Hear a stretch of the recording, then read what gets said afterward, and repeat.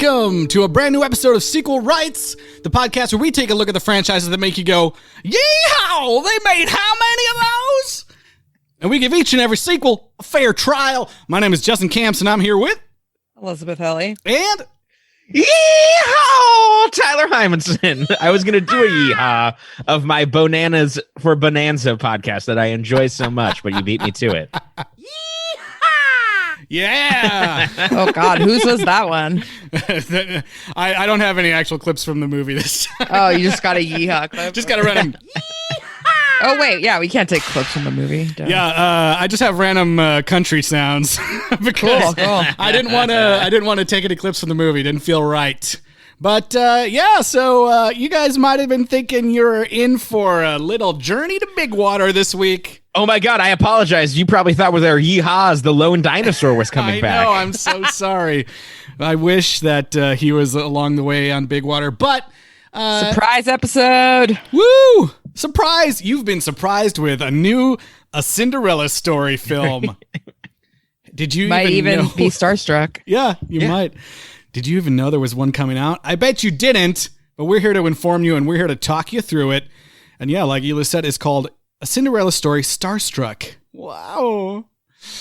You know, we always got to just pop in when we have a new franchise release come out. And I was actually surprised that this one came out so quickly. It kind of came out of nowhere. Yeah, and we also didn't know when we were going to get to cover it because it just came out yesterday on demand, or you can buy it for $14.99, but the DVD doesn't come out till July 13th. But we were lucky enough to get a screener from the Warner Brothers publicity folks to be able to watch it to record this. So you can hear it here first. You can hear how the movie is and then decide if you want to grab it yourself. But just forewarn, we're going to be just spoiling everything. So. Yes. Yeah, if you want to be starstruck. Yeah. By people other than the likes of us. Yeah, then go watch it and then come back and listen. Yeah, that's right. Yeah. True stars of the film. Well, before we get too far into it. Tree stars. No tree stars. God, snap out of it. We're taking a break. We've been engrossed for 9 weeks, 10 weeks, but yeah. I'm going to need weeks of therapy to snap out of that before time. Weeks. Yeah, I was shocked when we hit play on this and the people weren't dinosaurs. Before we get into it here, Eliz, where can people reach out to us each week? Yes. Send us an email to sequelrights@gmail.com, or you can find us on Twitter, Instagram, Facebook, or YouTube at Sequel Rights. And please rate and review us on Apple Podcasts. 5 stars goes a long way to helping people find us, join our little Sequel Rights community, and star strike us with stars. Yeah, that's great. I love that. Yes. All right, well, you guys, Billy the Kid the Musical is in town, and auditions start right now. You know, it would be amazing to be a real actress like in Hollywood. Stop it. Not every princess What is she doing? Pretending to be a Disney princess. I mean, that is so sad. lives in a castle. Good night, boys. Finley, what is this? It's fish. I said I wanted fish fingers. Fish fingers. Oh my God, Kale, quit saying fish fingers. Fish fingers. Not every fairy tale The Hollywood film Billy the Kid has arrived in dreary Idaho. The cast is led by Jackson Stone. begins once upon a time. Let's see what you got. Is that Finley?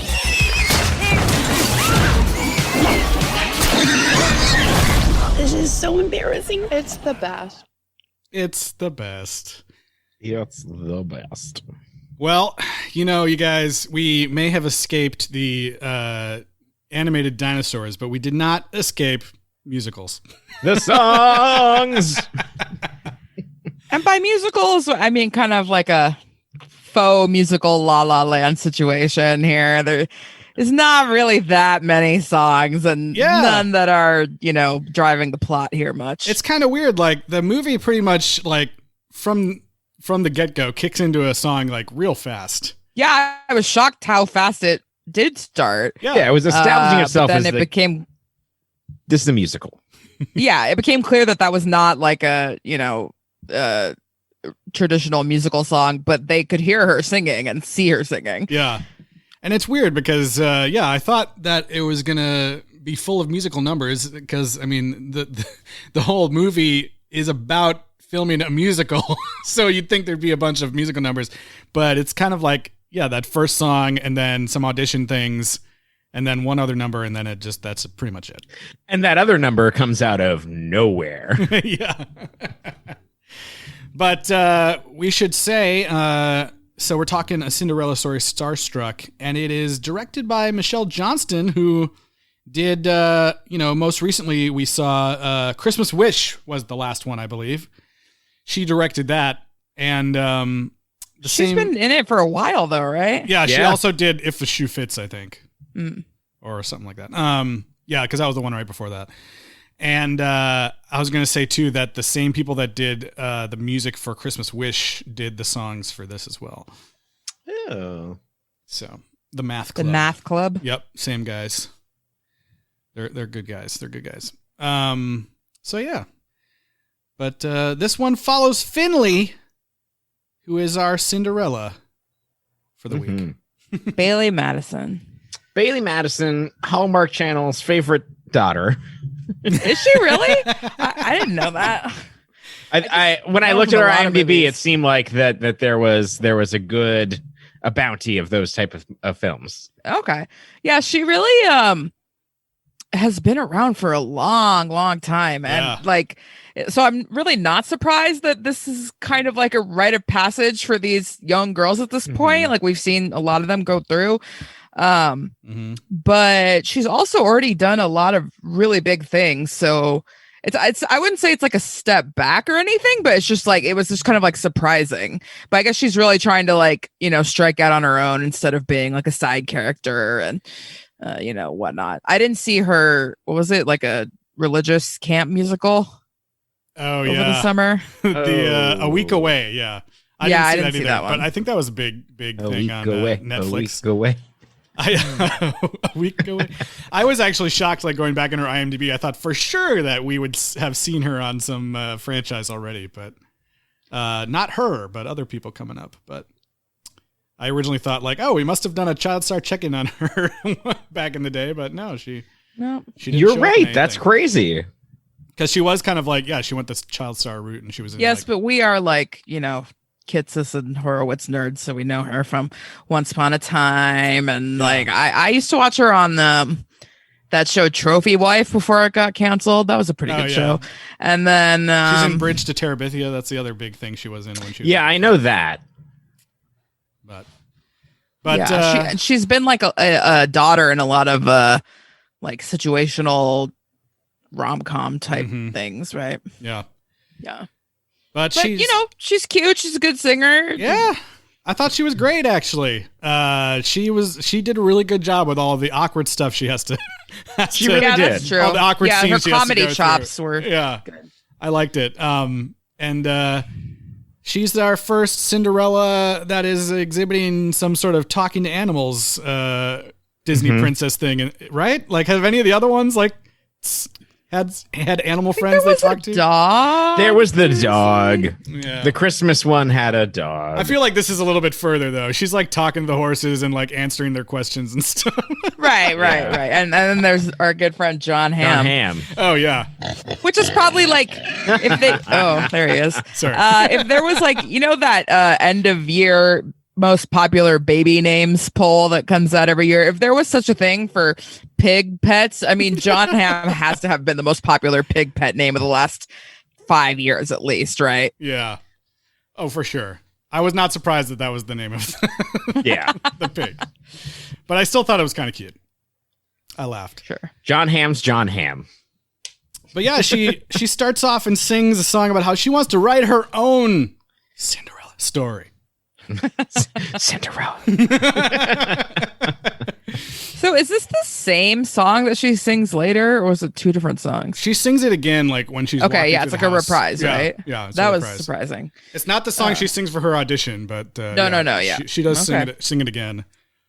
Yeah, and it's a cute song, and it's poppy, and it matches what I would expect from these movies, honestly. Yeah. Kind of I think maybe got me a little bit overexcited for like how much of a musical this was going to be, because then it kind of dipped down from there. But cute song. Yeah, I had high hopes. She's talking to animals. She's dancing around. She's cleaning a lot in montages, which is a must for any young Cinderella. Mm-hmm. And what else is a must? We've got the evil step people.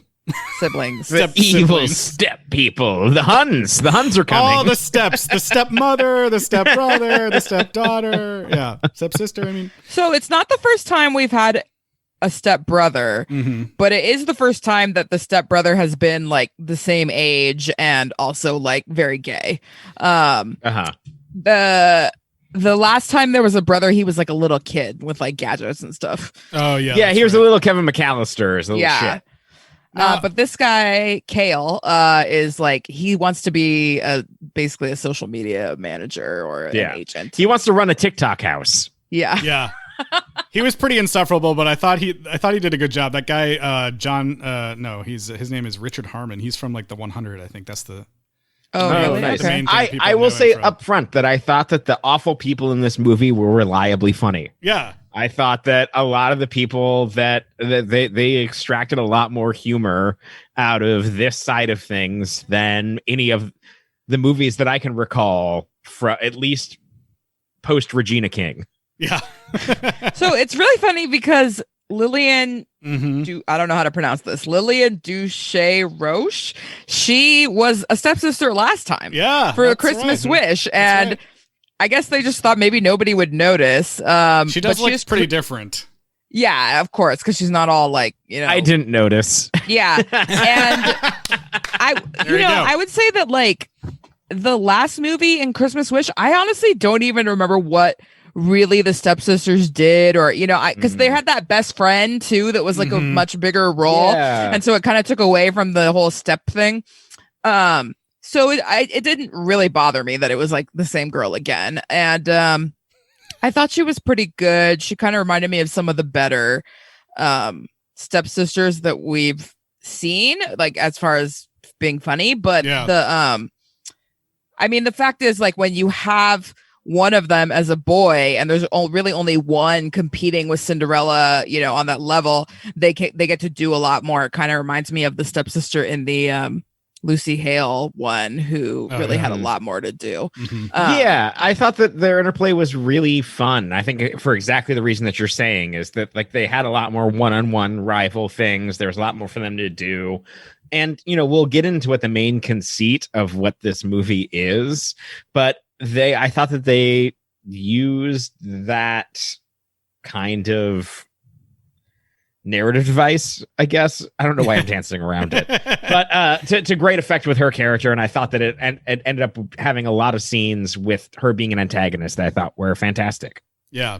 Her just like constantly hitting on Huck was pretty hilarious, I thought. Yes. And like, I feel like Saffron in and of itself isn't that bad of a name, but when it's paired with the brother being named Kale, like, that really puts it over the top. Yes. Like, no, I thought Saffron, that's a fine name. Yeah. I thought that was really fun. I thought that they made them truly terrible. Well, I guess we can talk about that a little bit.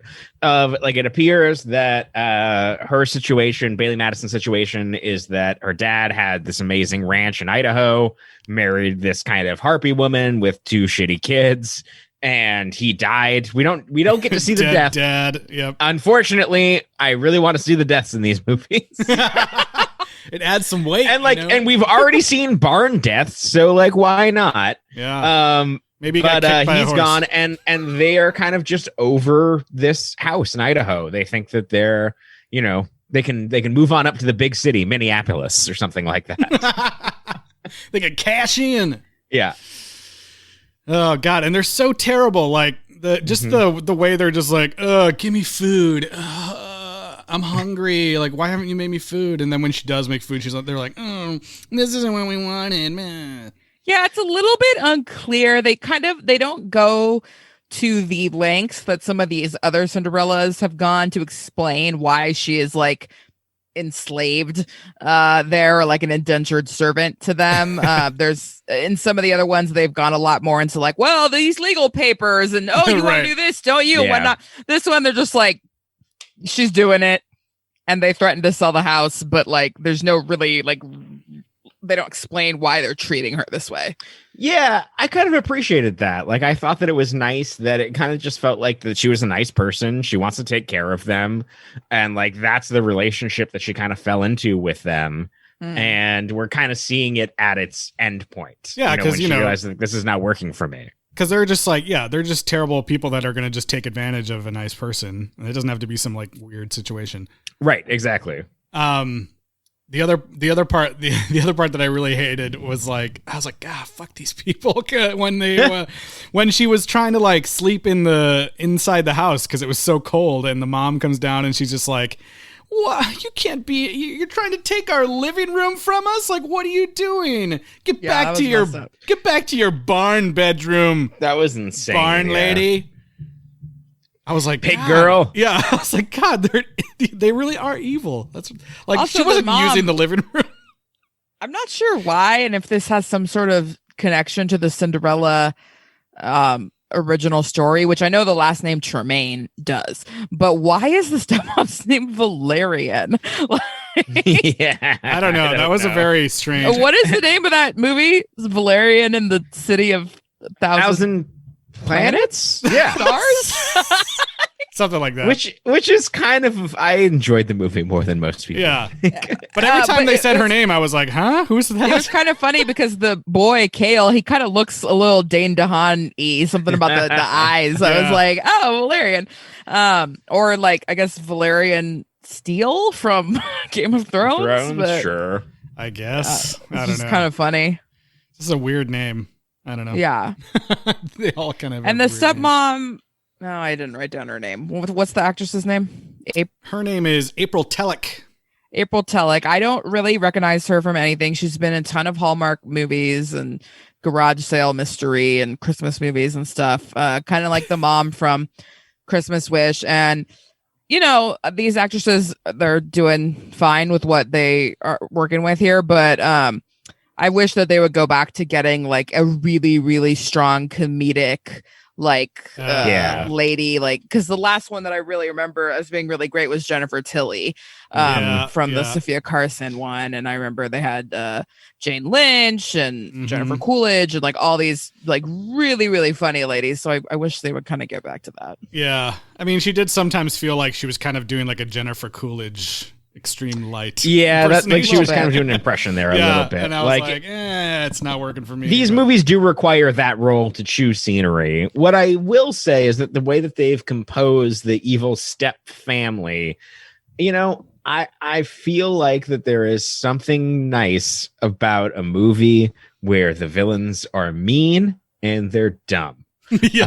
And there's something kind of nice about that we have missed in a lot of things. I love nuanced villains. I think that they should be happening in most media, but like mean people that are also dumb, they get their comeuppance in a movie. Love it. I just think there's something to be said for the stepmother at least being someone, maybe not necessarily a name, but at least someone you've seen before, and you're kind of like, oh, you know, this is a heavy, like this is a big, you know, the big name of this movie, or whatnot. But you know, I hear what you're saying. You want the next movie to be role reverse stepfather. It's Steve Buscemi, and he's just livid. I mean, that would be incredible. Yeah, no, I got you. I hear you. But you know, these stepmom actresses, they got to be willing to eat like a giant sandwich for 5 takes over and over again. Yeah, or like bad fish. Yeah, exactly. The thing with the gender flipping is that you can only flip so much. You cannot have an abusive stepfather with a beautiful young teen girl. You know, it just brings a completely different shade to things. You know, even if you make him like gay or, you know, very effeminate or whatever, it's just Cinderella can be a boy. A Cinderella man story. You know, I'm surprised they've not done a Cinderella story. Cinderella man story. He wants to be a boxer? It's Paul Giamatti. Which is the person that people remember, not Russell Crowe from that movie. Who wants to be Anyway. a boxer? My step family just won't let me punch people. Oh my God, that'd be great. Yeah. I wouldn't be surprised. I mean, honestly, if the Cinderella Story movies don't go there eventually, I would be kind of shocked. Right. Yeah. If one of them wasn't like a main character, was about a guy. Even if it was a guy, though, it's still an About a abusive boy. stepfather is just not entertaining in any Yeah. way. Not that an abusive stepmother is, but somehow there's more room for comedy there. I don't know why. Yeah, you're right. Well, because dudes just all across the board suck. I think Yeah, that's the it's thing true. that we're Right. dancing around there. Yeah. Yeah. But not Jackson Stone. He's But not he's amazing. Jackson Stone. He He's doesn't a suck. sweetheart. He doesn't suck. He's so nice and helpful. Yeah, so the big thing here is that Billy the Kid the musical is coming to town, and they're going to let locals audition for the film. It's a big It's a big famous Billy the Kid musical that you two, knowing all of the history of musical theater, know, and is a big and important play. Yes. No. Well, what I was confused about at first, I didn't realize that they were shooting a movie. I thought that they were like the musical was in town, and Yeah, I thought it was like community theater. They were like and, auditioning to be in the musical, but no, it was something where they were auditioning even though the movie had started filming and everything. Yeah. Seemed like they already There's had a lot of this the movie cast. that makes you not have to they assume you don't understand how production works, which is fine. Yeah. That's how most movies should operate. Yeah. Where was this filmed? Big question. Is that like Warner Brothers lot? Did they have a little Western town like that? They might. It must be an existing Western It says town, Vancouver. that outdoor set. Vancouver. Oh, okay. Which makes I'm sure sense. it's left over from something because Yeah. that was pretty substantial little facade they had there for the auditions. Yeah. And of course, Finley wants to be a star. That's her thing. But of course, the stepbrother and stepsister and also the stepmom all want to join as well. Although the stepbrother, I think, wants to just be their managers, right? Yeah, which was a nice change actually. Yeah. We didn't have to see another hideous audition. And that audition song. Okay, wait. So first of all, of course they make her do all these chores in order to audition, and she doesn't finish, and they want her to butcher her pet pig and all these things. And so she like sneaks out and goes to the audition, and then is humiliated because the pig runs out, and then she falls in mud or whatever. Yep. But so let's talk about the auditions. Her audition song is very cute. She's doing lasso tricks and everything, and I actually I thought it was really her doing it, but there was a lasso stunt double in the credits. So they must have done some kind of movie magic situation. But anyway, very, little cute song. She's playing the ukulele, just like It was cute. It was cute, but it wasn't sexy. So no, it's what the director said, not Justin, for the record, for people who haven't seen this movie. It's the terrible Like we director. can get into we will talk about this director character because I think it's kind of brilliant, actually. But yeah, she plays the ukulele, but also kind of just made me wonder, like, why isn't Olivia Rodrigo in this movie, and will she be in the next one? She's already gone she's too past big that. now. Yeah. You think? I don't think she would do it. Yeah. I think she's I gone. don't know, like I Hillary think she's Duff gone and- past it. Well, Yeah, maybe. I don't know. She's moved into like #1 song stardom and everything. Yeah, she's gonna be in like the next Safdie Brothers movie. Yeah. So I guess that's the Vanessa Hudgens path. Yeah, Vanessa never did exactly. one of these. Yeah, you're Spring right. break forever. Yeah. She's going to be jumping out a window in Yeah, Safdie you're right. Brothers You're movie. right. Okay, so anyways, yeah, she's very cute, but the director doesn't like her. But of course the star is smitten with her. I'm gonna take a brief aside so Yes. that we can play the game of Vanessa Hudgens showed up in Bad Boys. So where does Olivia Rodrigo or Bailey Madison, which franchise are they of the sequel rights movies that we've covered, will they show up in first? Oh, Because it's coming. God. Yeah, what's even coming up? Olivia Rodrigo will be in a unannounced Highlander movie. Is my the one with Henry bold Cavill. prediction. Oh my God. That'd be nuts. That would be incredible. let's put Bailey Madison in a dragon heart. She has that old timey princessy vibe to me. I could see that. Yeah, running around castles and stuff. Who was the other one? Oh, it was Olivia Rodrigo. Olivia Rodrigo Madison. or Bailey Madison. Okay. I thought there was a third. Yeah, I don't know. I would have said The Purge for one of them too, but that's already coming out. So. I mean, it still might happen. Olivia Rodrigo is going to be an old iPod in a Brave Little Toaster reboot. What about? I was just going to say, like, maybe she could be in a new Herbie movie. Oh yeah, keep it in the Disney Disney family there. That'd be cool. People have been clamoring for new Herbie movies. Yeah. We get enough people comments, in the Facebook group. We get enough comments on our Herbie fully loaded thing. That's like, fuck you. Those are not good comments. Yeah. I don't know. Okay, so anyways, then these. Oh my god. Okay, so the mom and the sister audition with like a wannabe White Christmas thing, but it's so bad. Mm-hmm. Yeah. Well, not only because they're not sisters, right? Yeah. So like, yeah, for very people obviously, like they're doing the sisters. White Christmas like cross-dressing thing where it's sisters. But they're mother and daughter, and they're fairly robotic about it. I think the movie actually does a fairly good job with cringe in this moment. They allow it to be real cringy. Yeah. And there's no explanation as to why they're pretending to be sisters, or it's not even clear that the mom even wanted to be in the movie until this moment. Or that she understands what's happening. It's kind of subversive. Like, it's kind of making fun of them in a really deep way that I mean, not in a deep way. It's just, it's funny. Yeah. And I liked, it's fucking funny. I liked through the audition scenes. I don't know if it's like the casting director or the first AD or something, but there's that other lady. It's unclear. Yeah, the other lady who's there, like commenting along with the director, and she's saying all that, like, "Oh my god!" But like, what? She can't. These people, they can't even sing, and he's just like, whatever. She's like hot. Like that's all we need to be. And then she's also like rooting for Finley earlier, like, "Oh my god, she's so awesome." And yeah, the long suffering. Line producer or whatever she is just in a world of hurt this entire film. She does finally get vindicated at the end, but right. I feel like a lot of these jokes are paid off when there's an audition of like two old people doing what can only be explained as like extreme hand boning with like hand boning, like and like everyone else is looking around like this is the worst thing we've ever seen, and the director is like, there's something incredible about this. Yeah.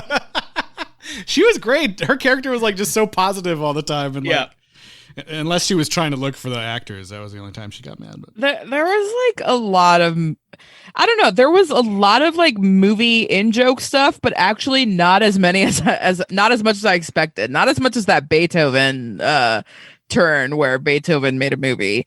But yeah, still lots of like, this is probably only funny to people that live in LA and. I don't know. I thought that they did a decent job of simplifying things. It's like, it's not like the director is the person who's kicking somebody off a set ever, you know, like they did a bunch of stuff where I feel like that, like they were more making fun of a Hollywood set than anything else. Like this actor gets the assignment. Like he is a little conniving worm that has this like super ego that is like, it's really one of the better shitty director depictions that I've seen in a movie. Yeah. And that's saying something. He's also a sequel rights alum, I believe, right? Yes. What? He was in Jingle All the Way 2. Mm-hmm. But I don't remember who his character was exactly, but That was like he the was one with Larry the Cable Guy. He was in fact Larry his the Cable character's Guy. name was Jeffrey, but I didn't get a chance to look up and see. When I read that, I thought that he was like assisting the criminal dude. Yeah, it might have been. I don't know, but he was Did in you it. get confused with Beethoven? I might a- have. Criminal in that movie? in Jingle All the Way No. too? Wasn't there? No, you're thinking of Beethoven. I'm thinking of Beethoven. Oh, Yeah. weren't they trying to steal toys? Oh yeah, I don't remember what was It happening. was the talking bear. So many bears. Remember that? Oh Okay. God, yeah.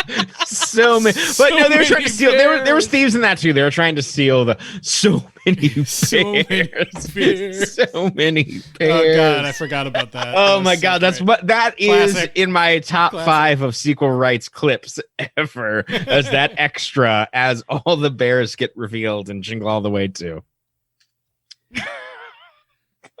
Yeah, but he was in that. I think we actually got. I bears. think Larry the Cable Guy actually responded to us and said something about the bears, right? Oh, so On I Twitter? looked up Jeffrey, and he was like the guy who worked at the toy store. Oh, okay. He's like the main toy guy. Yeah, I'm I still think, getting confused with Beethoven. I can't tell I'm pretty them sure apart. we got a comment from Larry the Cable Guy being like, "Yeah, there were a lot of bears," like not Yeah. understanding that we were making fun of the joke. He did. The that was so line or funny. whatever. That was amazing. Thank you. But Thank yeah, you, thanks, Mr. Larry the Larry. Cable Guy. Larry Cable- Mater himself. Cableman. Yeah. Okay, so let's see. The hot girl gets cast to basically just stand around and Yep. look pretty. Yep. And Pig Girl gets thrown off the set. Oh yeah, so she comes back Personally and by the auditions. director.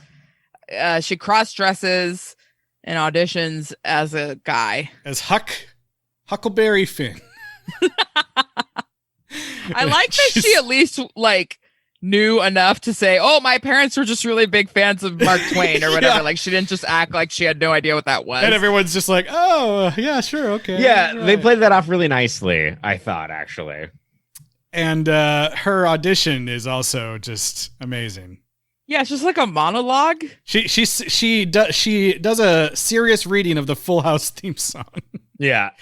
She's like, everywhere you look, everywhere. It's like she just reads out the words from the Full House theme, which is It really is exactly that. It is, Yes. yeah. Oh my God, I didn't even catch that. Oh, it's so funny.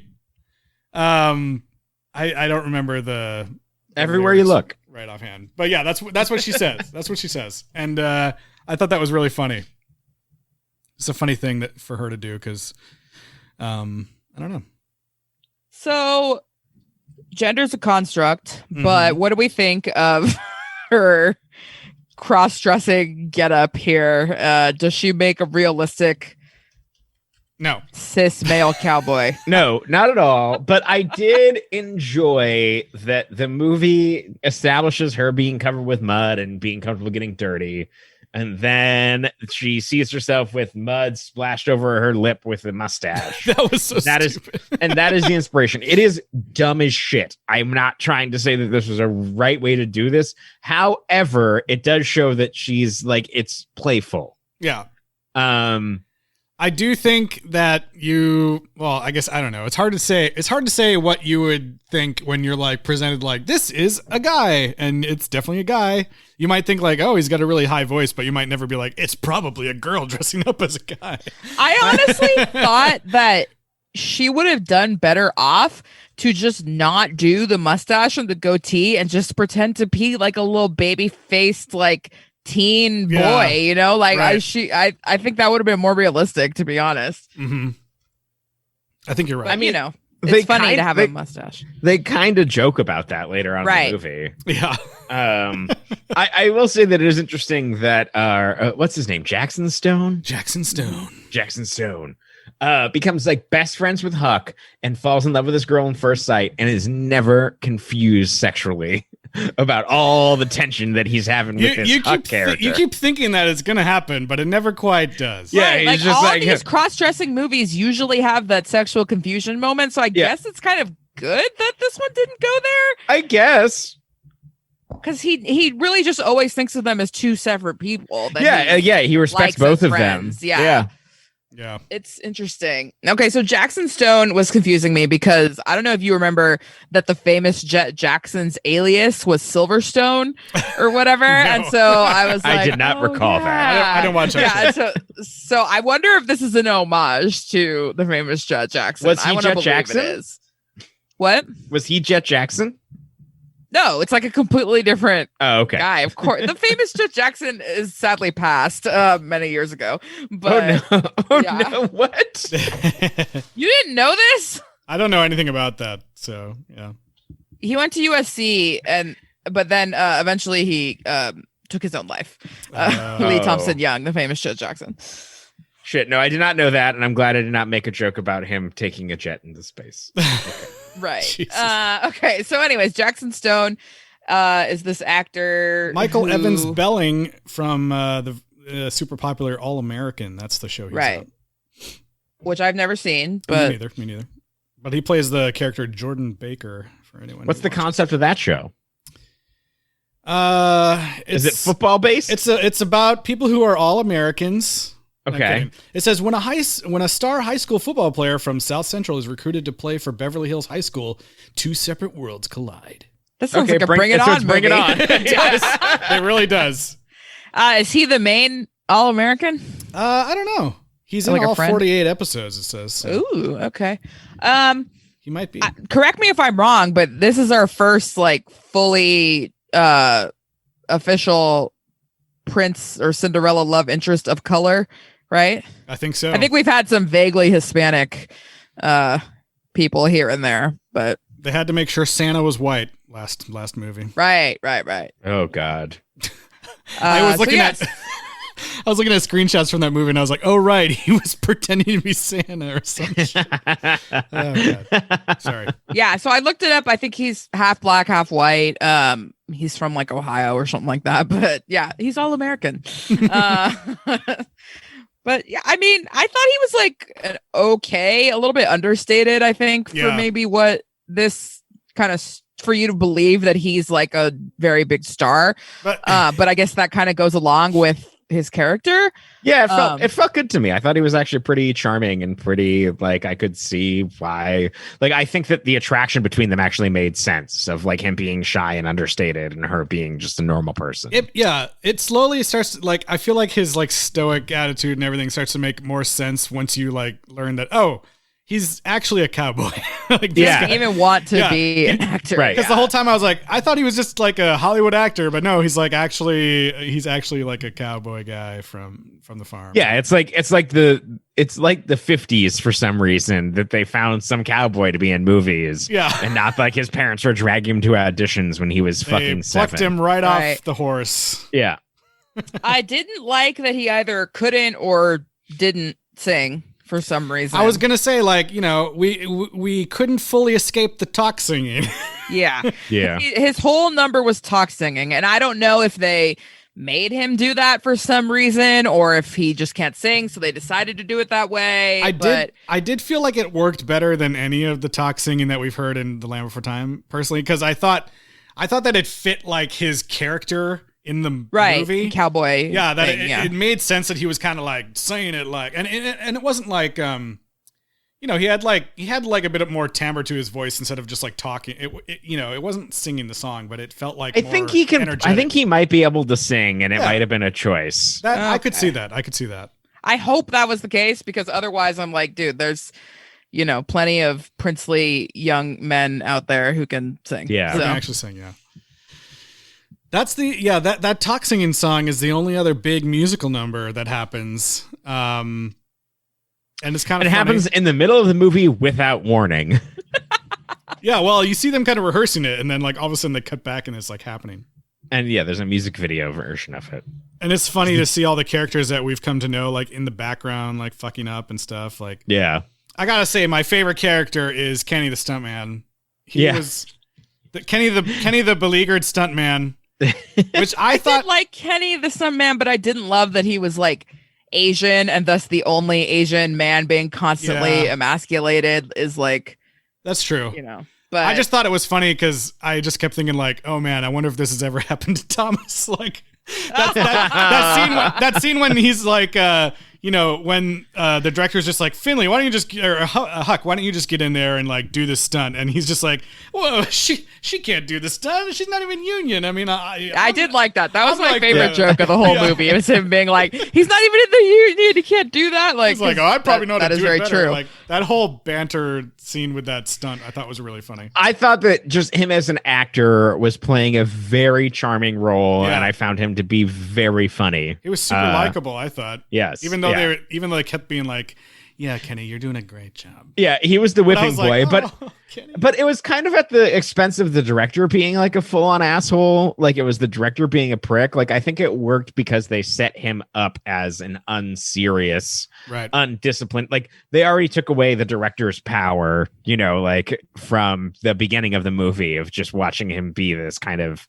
sycophant dude who's drunk on his own power. Yeah, and my only point for not liking him is like just kind of like a representation point, because he's the only Asian and there are so few roles for Asian people. Like everyone kind of has to be everything, and when there's an Asian man being emasculated, it's kind of like, oh well, here's this again. It's back into the, you know, that stereotype. But if there were more, you know, Asian people all over the movie or in movies in general, then it'd be fine to have a dorky, beleaguered stuntman. Right. But I was like, they better not be making fun of my Thomas. But No. by the way, Thomas can dance. He was on the hip hop team, and he knows all that. Yeah. So.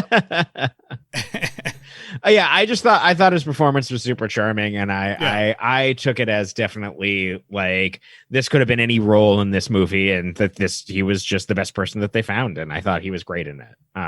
But I agree, like it would be great if there wasn't this entire stigma miasma around emasculating Asian characters, where he could there could be one in a movie, and it's funny and it's great.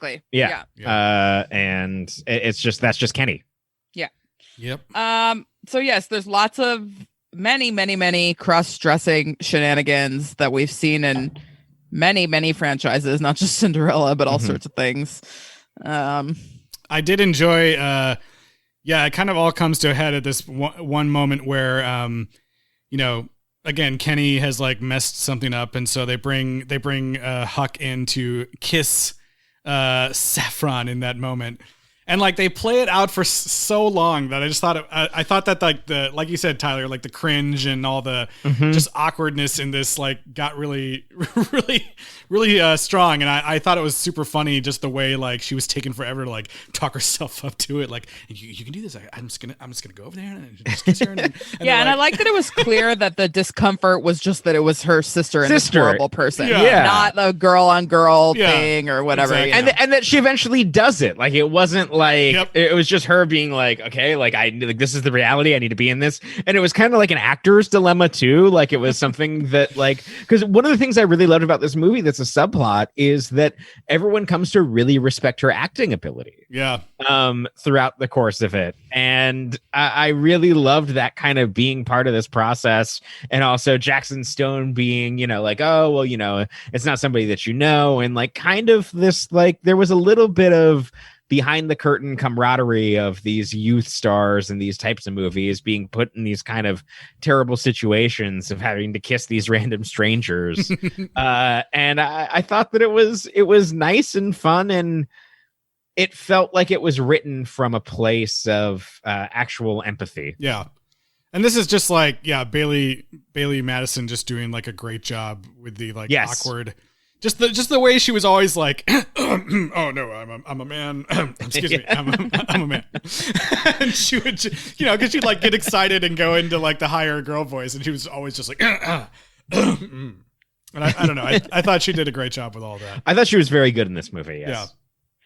Yeah. And in a way, although, you know, cross-dressing shenanigans can be problematic, in a way, it's kind of nice to, you know, he really maybe it's slightly more believable that he doesn't know who she is or doesn't recognize her, as opposed to normal when it's like, oh, glasses and messed up hair and oh, she's ugly now, or she's wearing a mask or whatever, you know, whatever silly things we've had. I think we had like veils at one point, you know, like just so yes, she's pure she's insanity. Full on, you know, multiple layers of cowboy costume, a wig, a hat, and facial hair. I mean, enough layers that she can strip them off as she descends an entire staircase later in the movie. Yeah, that was sexy time. Oh my God. We'll have to get to that scene because that it's brilliant. It's brilliant. But I did, yeah, there's multiple moments in the movie where she has to, like, in 2 seconds, like, quick, take off all these clothes. And then I'm like, she has too many things to put that outfit back on and get back to shoot that scene while they already started shooting.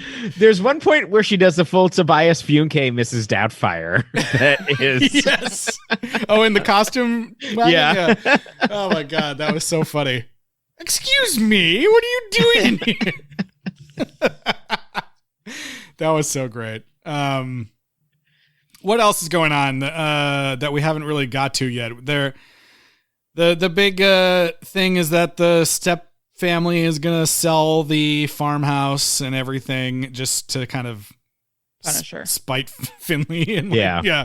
Oh, yeah. They end up shooting the movie at the farmhouse because the location falls through. And it literally collapsed, I think. Yeah. It fell through, literally. We get I think the movie peppers in a decent amount of Jackson seeing Bailey Madison as just her being normal around the house and trying to find her, and like they do a good job of keeping the momentum of that attraction up while she has to still keep the ruse going of being in the movie. But like the movie is what she wants, acting is what she wants, so like her motivations to keep the ruse going is not to like get closer to him. Which I thought was really nice for this movie, because all the other ones are just like, I have to do this thing just so I can spend time with this dude. Yeah. And for her, it was out of her complete own agency. And they were actually able to keep that separate, where he could still have the attraction to her, but then she could still be succeeding and, you know, doing what she loved to do on her own. And they didn't kind of muddy the waters there. In a way that I thought was relatively impressive. Yeah, she actually, like, every time she was herself, she was like trying to avoid him. Even it's not like she was then trying to sneak onto the set as herself or anything. Yeah, and I think because like what I took from that is that because she thought that her, you know, that she wanted to act and be part of this movie more than she gave a shit about being around a hunky dude. Yeah, Right. Yeah, you don't really. There's not really any. I'm trying to think. Like, are there even moments in the movie where it's like she's pining away for him or anything? I don't think that even happens. I mean, she thinks it's times there's where an she starts attraction to realize she has a crush on him, like when Yeah. he falls or whatever, and she's like, "Oh, I'm so worried about that's you." And right, she's that's like, right. "Oh God, why did I say that?" But she's not like That was in her pretty room, funny. like, oh my God, Jackson. Or No, anything it's like- always about breaking free and writing her own story or whatever. Yeah.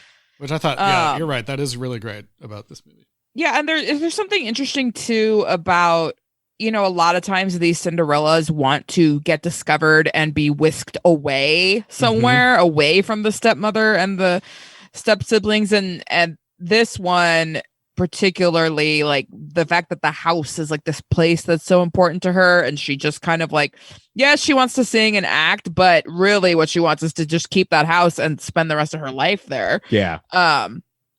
But that's a little bit different. I mean, we've had ones before where like I know Hilary Duff really wanted to keep that diner, and you know, but like this is like one where she's really not trying to escape anywhere.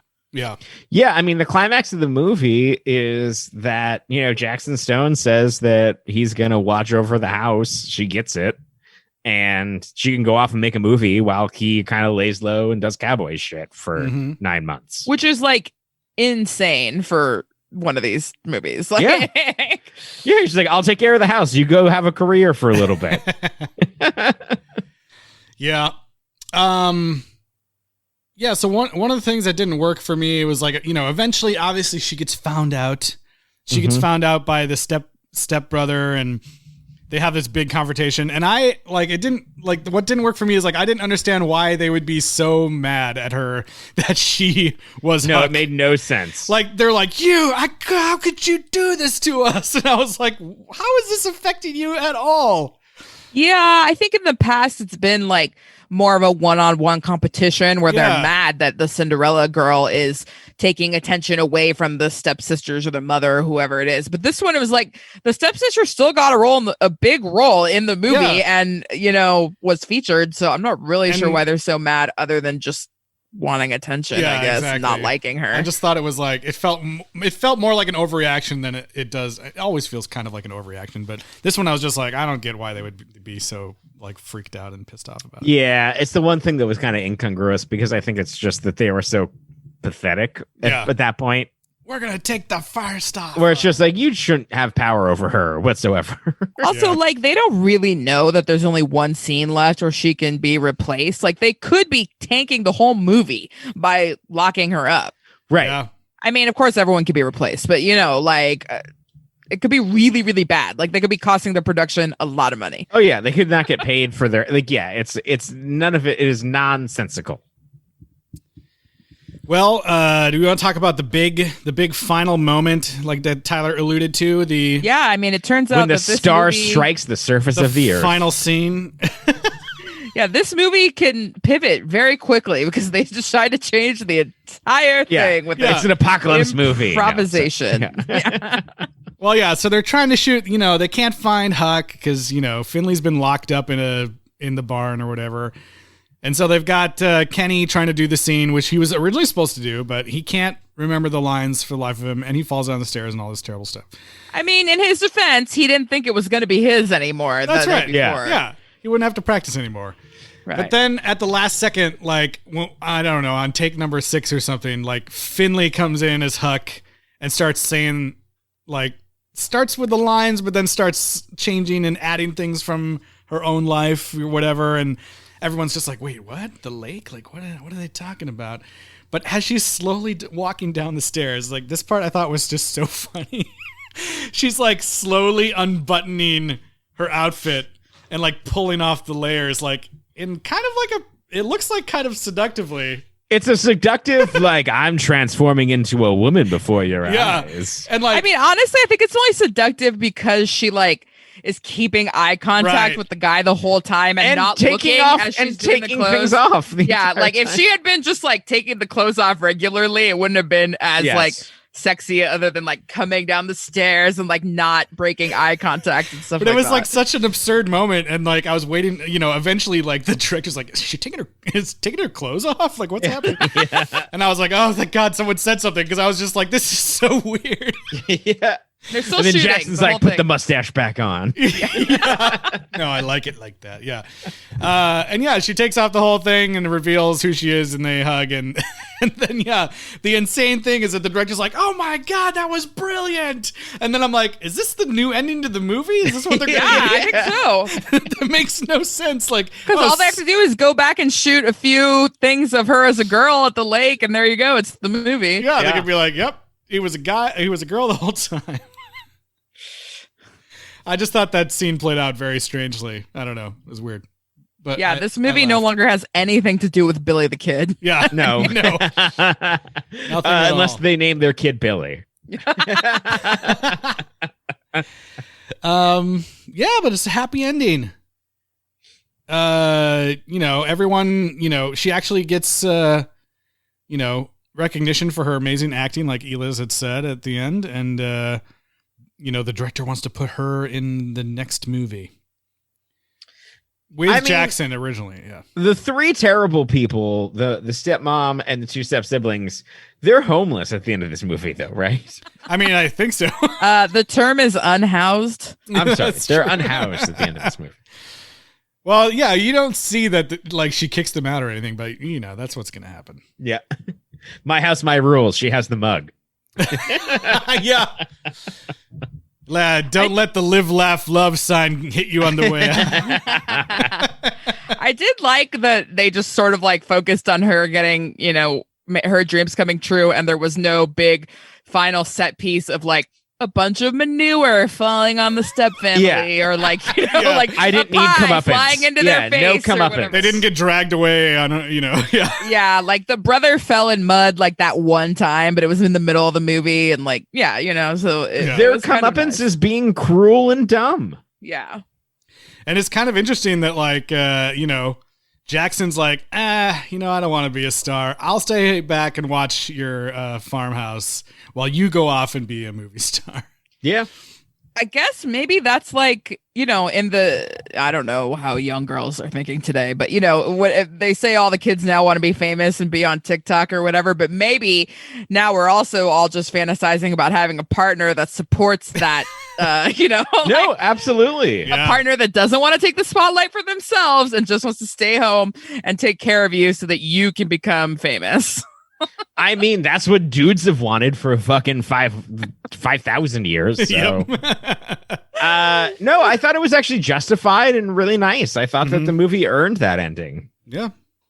Yeah, and I'm sure people say it's not realistic, but honestly, doing all these child star check-ins over the years, there are, like a good half, if not third or half of these kids. They're just like, yeah, it wasn't for me, and I went on and I did something else. Like that. They just like, yeah, I stopped. I just didn't care anymore. It wasn't my favorite thing to do, etc. So making movies totally kind of sucks. Unheard of. Yeah, I'm sure. I have to say, I did hate that she looked into the camera and winked at the end before making out with him. Yeah. Wink. You know what? There was another really funny transition that I forgot about. There's that moment where like she's taking the pig like to the vet or whatever. Right. And like there's this weird transition where the pig goes, yeah! It like zooms into the pig's mouth and and then it like goes to these dancers at the, the movie set.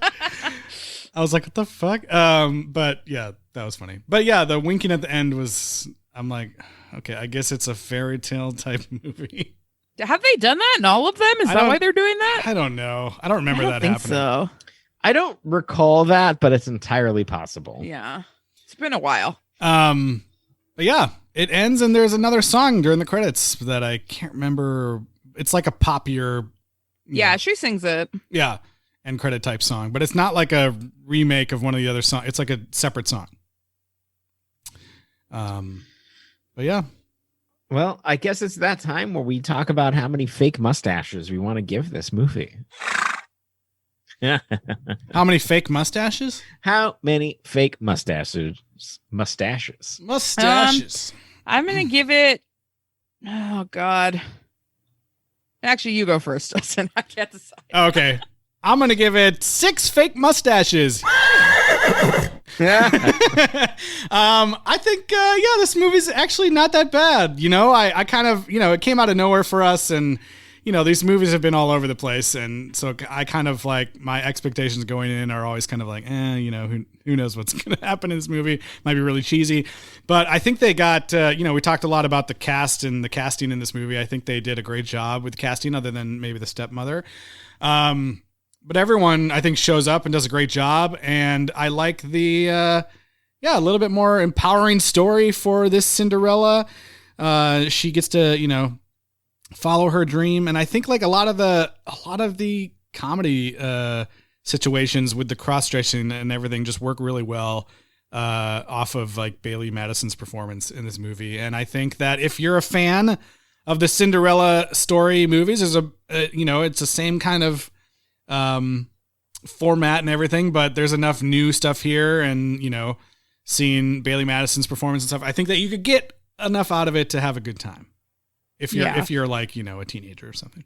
I also want to give it 6 fake mustaches. I just kind of, I don't know, I'm not confident enough to do it without hearing one other person's maybe. But I thought that overall this was pretty good. The acting and the comedy and everything. And when I first saw the like log line of cross-dressing movie in 2021, I was like, are you kidding me? I was scared. But they managed to like kind of, by not having that sexual confusion, by not having it be like, oh, there are no more roles for girls, only boys, no, it wasn't any of that. It was just her personal circumstances that caused her to do this. It wasn't like a Tootsie situation or, whatever, Mrs. Doubtfire, which is like, those things are more problematic in my opinion. But, the only thing that I would say is I wish it was a stronger musical. Like I wish all movies were stronger musicals. We didn't discuss, there was like a really long extended cool dance number, like before the auditions, just no reason. And so I'm like, okay, more of that, more dancing, more singing. Which movie did more to save jazz? This movie or La La Land? This movie saved country. Yeah.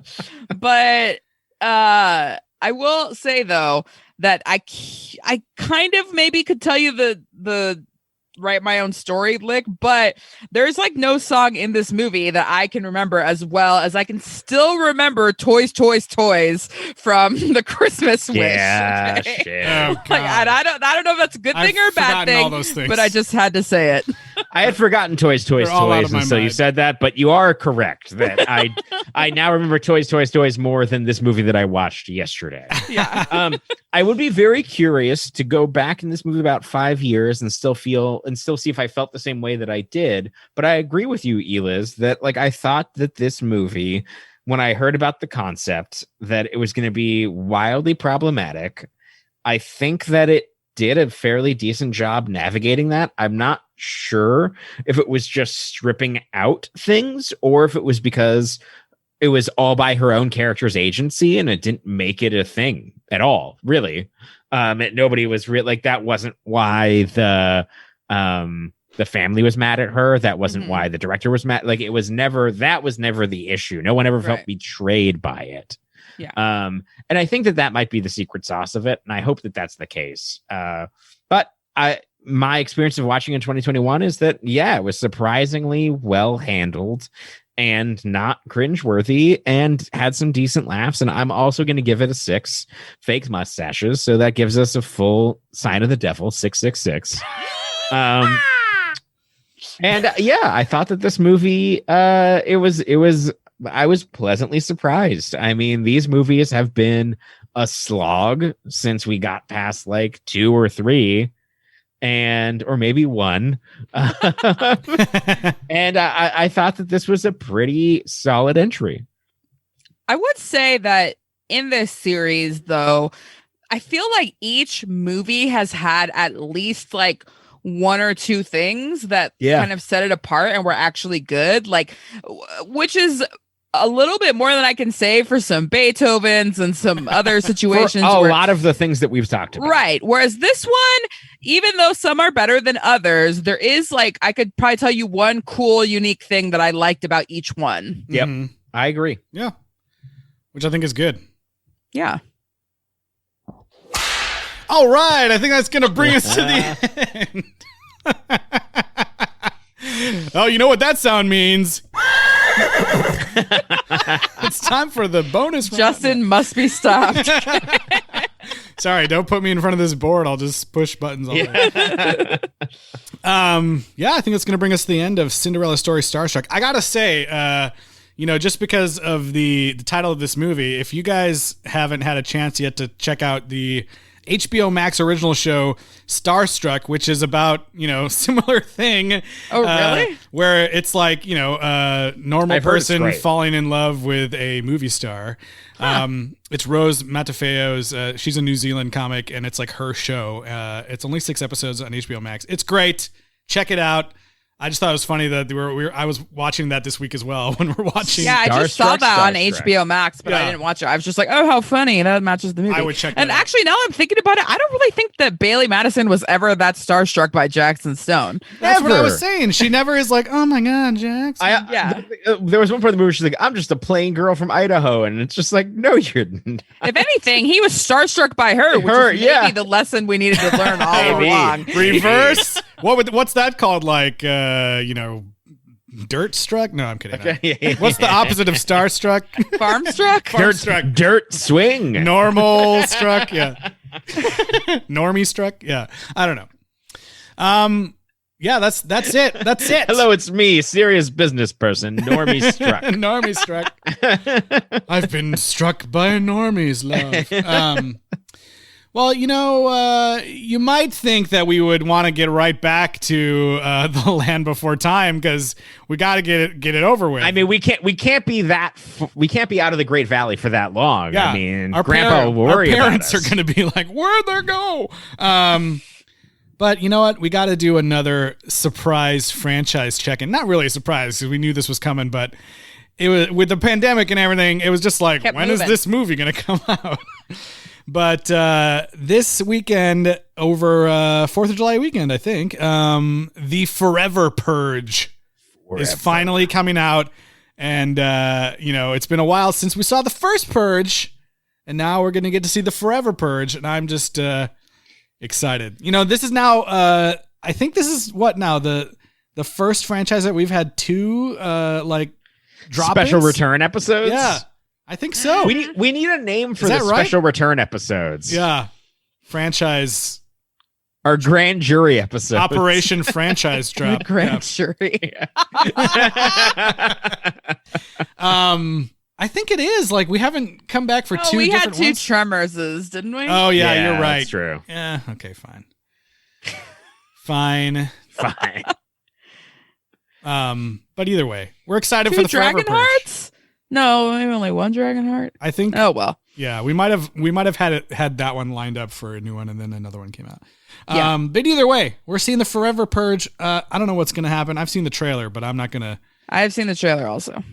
speculate too much. But it sounds like all day, 24-hour purge. Purge. That's right. 24/7 now. It'll be. Not just We'll let you 24 know. hours. We'll make sure that we watch the movie and not just some news on a Saturday. Yeah. Oh my God. Sounds like they're talking about real life.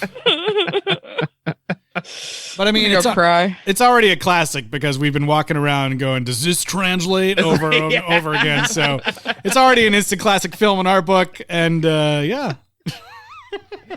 We're excited to report back next week, but until then, Eliz, where can people get in touch with us? Yeah. Let us know where they think the next Cinderella story is going. Space. But also email us at sequelrights@gmail.com. Find us on social media on Twitter, Instagram, Facebook, and YouTube at Sequel Rights. And please rate and review us on Apple Podcast. 5 Starstruck stars go a very long way to helping other people find us and join our grand jury. I'm going to use grand jury all the time now.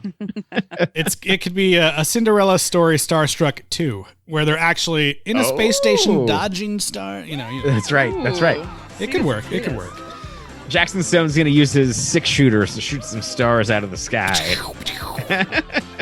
Yep. Well, thanks for tuning in this week. We'll see you guys next week for the Forever Purge.